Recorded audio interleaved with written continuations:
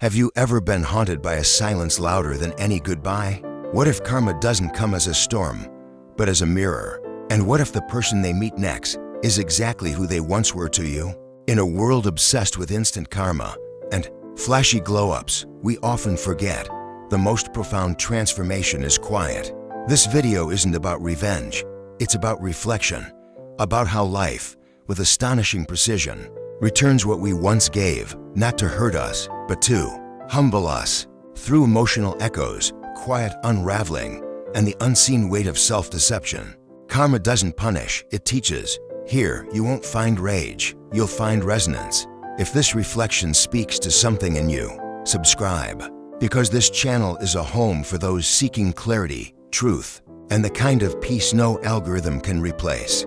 Welcome to the conversation you didn't know your soul needed. Stay with me. Let's go deeper. 1. Karma appears in the form of a mirror, bringing someone just like them. Have you ever met someone who finally got a taste of their own medicine? Not through confrontation, not through revenge, but simply by meeting someone just like themselves. That, my friend, is one of karma's most elegant designs. It doesn't always strike with noise or punishment. Sometimes it shows up quietly as a mirror. I want you to imagine this. Someone who once manipulated, dismissed, or emotionally fractured others walks into a new relationship, and it feels like magic. Finally, they think, someone who understands them, someone who sees them, desires them, meets them where they are. But over time, the patterns emerge. Warmth becomes coldness, kindness becomes withdrawal, vulnerability is met with silence, and suddenly, they're not in control. They're confused, they're anxious, they're hurt in the same ways they once hurt someone else. That's not revenge. That's karma reflecting, precisely, silently, with depth. You see, life has a way of circling back what we send out, not to punish us, but to teach us, to show us, not from a textbook or lecture, but from experience, what our actions truly feel like. I once knew a man, let's call him Eric. Eric had a habit of keeping people emotionally starved. He wouldn't ghost you. He wouldn't hurt you, obviously, but he'd breadcrumb affection, offer half-hearted connections, and pull back whenever someone tried to get close. He called it guarding his peace, but really, it was control. It was fear dressed as strategy. He dated kind, emotionally available women. They listened, they cared, they forgave. And one by one, he watched them walk away, heartbroken, confused, questioning their worth. Eric felt nothing for years, until he met someone who made him feel like the sun finally rose in his life. She was magnetic, compassionate, addictive. At first, she mirrored all his love languages, but slowly, she began to retreat. Didn't answer texts right away, skipped over his vulnerability, flirted with detachment. And that's when it hit him, not immediately, but like a slow storm. In his chest, this is what I did. It wasn't just heartbreak, it was recognition. He was seeing himself, his past behavior, through someone else's eyes. And there was no arguing with it, no justification strong enough, no logic clean enough to wash it away. That's karma in its highest form, not vengeance, but reflection. Seneca once wrote, "No one is crushed by misfortune unless they first have been deceived by prosperity." And I think the same applies here. No one feels karma until they've forgotten what it's like to cause pain, and suddenly become the recipient of it. And here's the part most people never admit. When you hurt others, especially the ones who loved you deeply, you may walk away thinking you're free. But the truth is, you're just waiting for life to bring the lesson back to your doorstep. And when it does, it won't be a loud crash. It will be the quiet discomfort of seeing yourself in someone else's actions. That's the mirror. The Stoics believed that every person is responsible for the energy they bring into the world. Marcus Aurelius said, "The best revenge is to be unlike him who performed the injury." But what happens when someone doesn't choose that? What happens when someone repeats the injury until the injury comes back, wrapped in charm and dressed like fate? Karma lets people meet their match, not to break them, but to wake them, to give them a front row seat to their own patterns, now reversed. And the most painful part, they can't run from it, because it's not someone else punishing them. It's life showing them themselves. This kind of karma isn't about public Downfall, it's private unraveling. It's lying awake at night, realizing that what you once dismissed as too emotional, too needy, too sensitive is now exactly what you crave and can't have, because someone else is holding the emotional remote and they're pressing mute. I want you to ask yourself something. Have you ever watched someone who once hurt you fall into a relationship that seems to mirror exactly what they did to you? And suddenly, you don't feel angry, you feel still, because you didn't have to do anything. You didn't have to orchestrate their fall. You just had to live, to grow, to move on. And life took care of the rest. You see, when you truly evolve, your role is no longer to correct, expose, or punish people. Your role is to transcend, to rise so far above the chaos that your silence becomes louder than your words. Let them meet their mirror. Let them experience the waiting, the confusion, the heartbreak, not out of spite, but out of necessity, because the mirror doesn't lie, and what they see in it will either break them or wake them. I once heard someone say, "You don't know the value of what you destroyed until you experience it from the other side." And that stuck with me, because that's exactly how karma teaches, through contrast. It doesn't need to lecture. It just hands you the experience and lets you feel it. Now maybe you're the one who's been through the pain. You were gaslight, neglected, discarded, and you've been waiting for the universe to show them. This is your reminder. It already has, maybe not publicly, but in the one place they can't escape, their reflection. That's karma's power, not in fireworks, but in mirrors. So, what do you do now? You let go. You wish them clarity. You wish them truth. And you move forward, quietly, powerfully, because karma doesn't need your help. It just needs your absence. And when that mirror shows them who they were, when they realize what they lost, what they became, they'll know. Even if they never say it, you'll be the echo in their silence, the missing warmth in their cold nights, the one they remember, not because you haunted them, but because they could never replace you. And that is the most poetic lesson of all. Let karma handle the reflection. You keep becoming someone worth remembering. To every relationship that ends carries away a light that once illuminated their soul. People think they're walking away from a person, but they don't realize they're abandoning the best part of themselves, the empathy, the patience, the belief in something genuine. There's something no one really prepares you for. The silence that follows the end of a connection that once felt real. Not just romantic relationships, but any bond where you gave sincerely, listened deeply, stayed longer than you should have, and believed with your whole heart. When someone leaves, they often walk away thinking they've regained their freedom, that they've outgrown the connection. That cutting ties means cutting weight. But here's the truth they rarely see in the moment. They don't just walk away from you. They walk away from the version of themselves that existed when they were with you. The version that was softer, more open, more alive. Because in every relationship that is rooted in truth, something remarkable happens. We reflect each other's light. When we sit across from someone who sees us clearly, we become more of who we were always meant to be. And when they leave, they may take your name out of their mouth, but they also leave behind the part of them that could feel deeply, forgive fully, and show up wholeheartedly. I want you to imagine this: a man, let's call him Andrew, in his late 30s, sharp, composed, successful by the world's standards, but emotionally detached, unavailable. He meets someone warm, grounded, transparent. She sees through his walls, doesn't try to fix him, just holds space. Slowly, without him realizing it, he starts to soften. He laughs easier, shares more, pauses before reacting. But vulnerability feels foreign to him. It's uncomfortable. So one day, he pulls back, says, "I'm not ready," and he walks away. He thinks he's preserving his independence.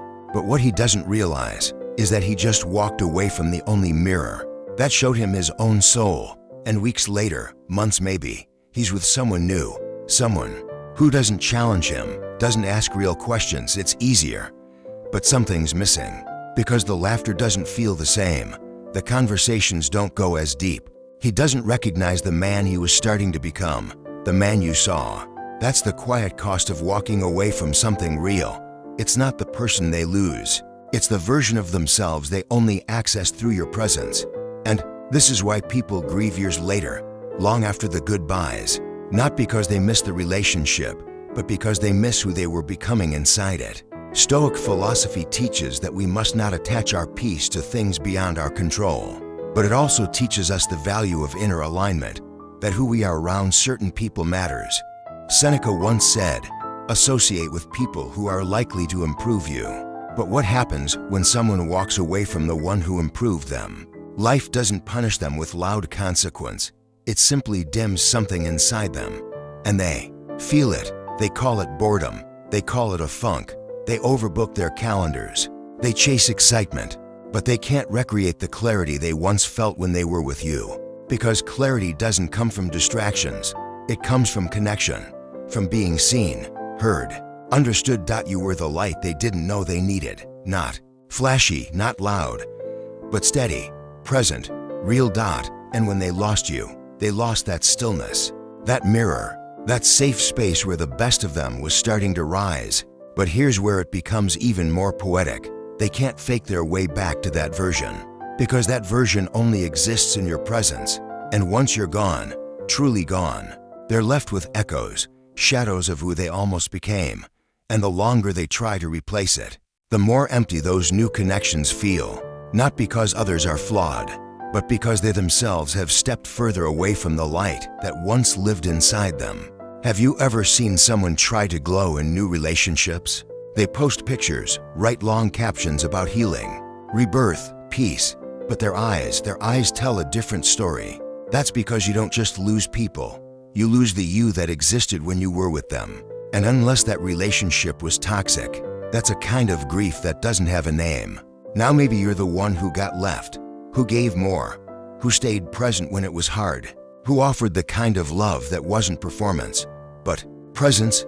And you've been wondering, did they even feel the loss? Did it mean anything at all? I want you to hear this clearly. They didn't just lose you. They lost access to their own highest self, the self that was being nurtured by your belief, your compassion, your light. You can't replace that with aesthetics, with noise, with someone new. Because real connection doesn't just mirror who we are, it invites us into who we're becoming. And when that invitation is declined, the door doesn't open again. Not the same way. The Stoics remind us, don't wish harm, don't seek revenge. Just observe, because life always makes us face what we walk away from. Not in punishment, but in reflection. So if you're carrying the weight of someone walking away from you, let it be lightened by this truth. You didn't just offer love, you offered a better version of themselves. And if they weren't ready, that's not your burden. It's theirs. Because every step they take now will be in the shadow of who they almost became. And you continue forward, not bitter, but brighter. You become the light they'll search for in every room, but never find again. Because you were never just a chapter, you were a mirror.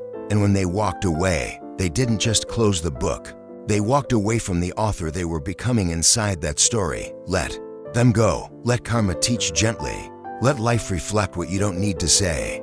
And trust this, some people don't just regret losing love.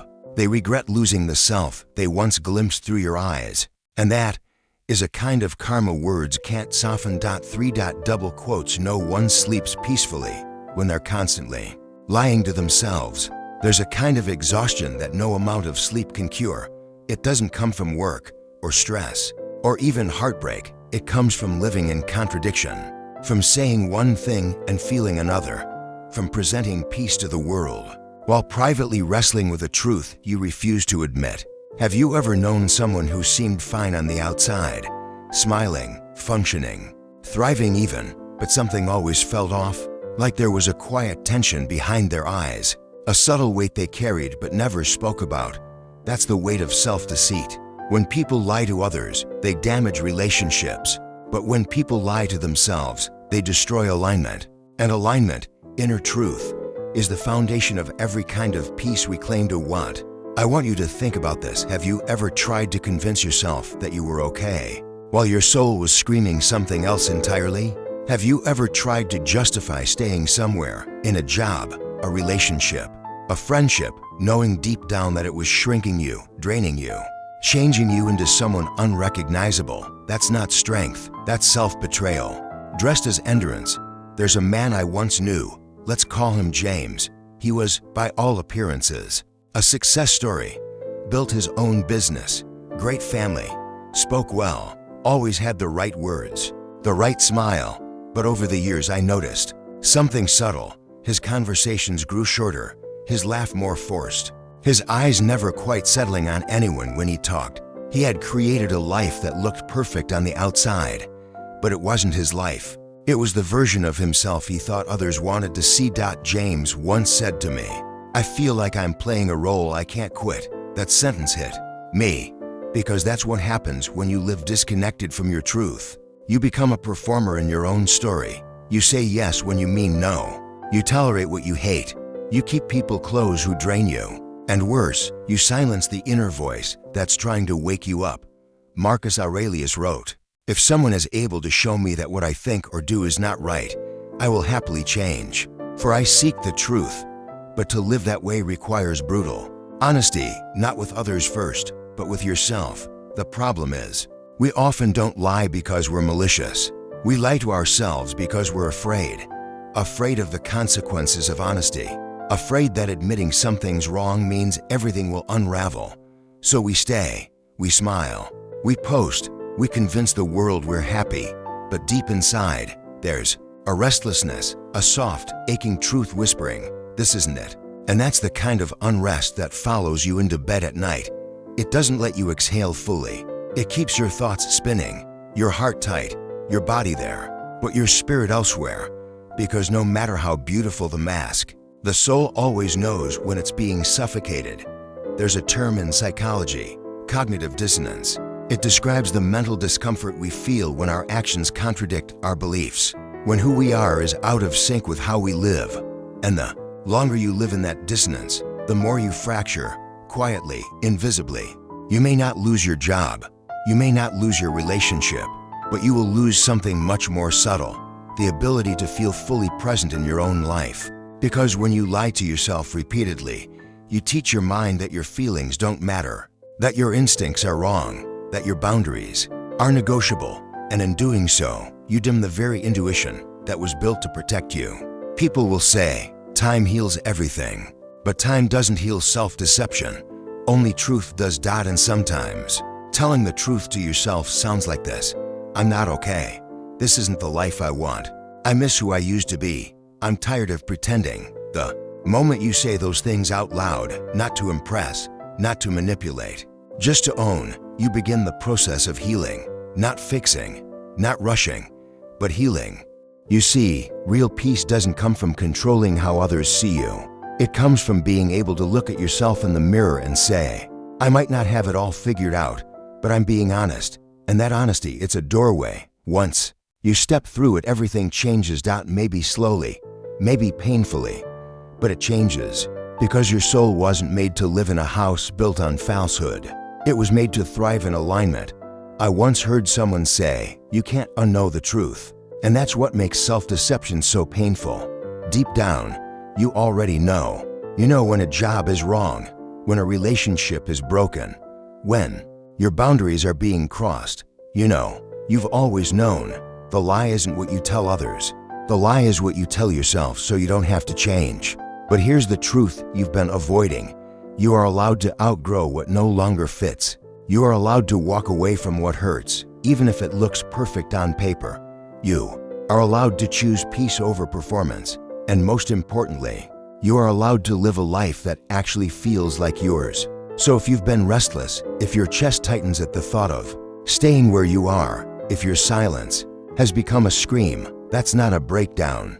That's your soul asking for alignment. Stoicism doesn't teach emotional suppression. It teaches emotional awareness, so you can respond to life, not react. So you can build from truth, not fear.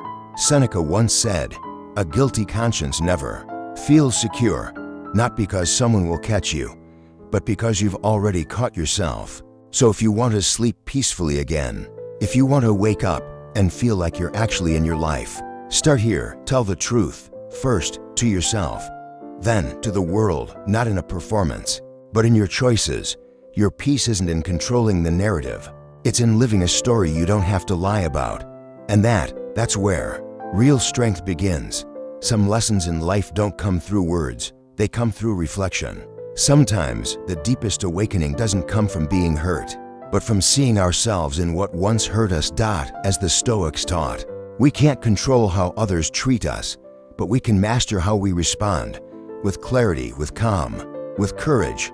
The most powerful revenge is becoming unlike the one who caused the wound, and the most meaningful silence is needing no validation to know your worth. If this message resonated with you, perhaps you're not just watching a video, you're stepping into a journey of truth, of depth, of coming home to yourself. Subscribe now and join a community of thinkers, seekers, and souls embracing Stoic wisdom in a noisy world. Because sometimes, one clear insight is enough to change an entire life path.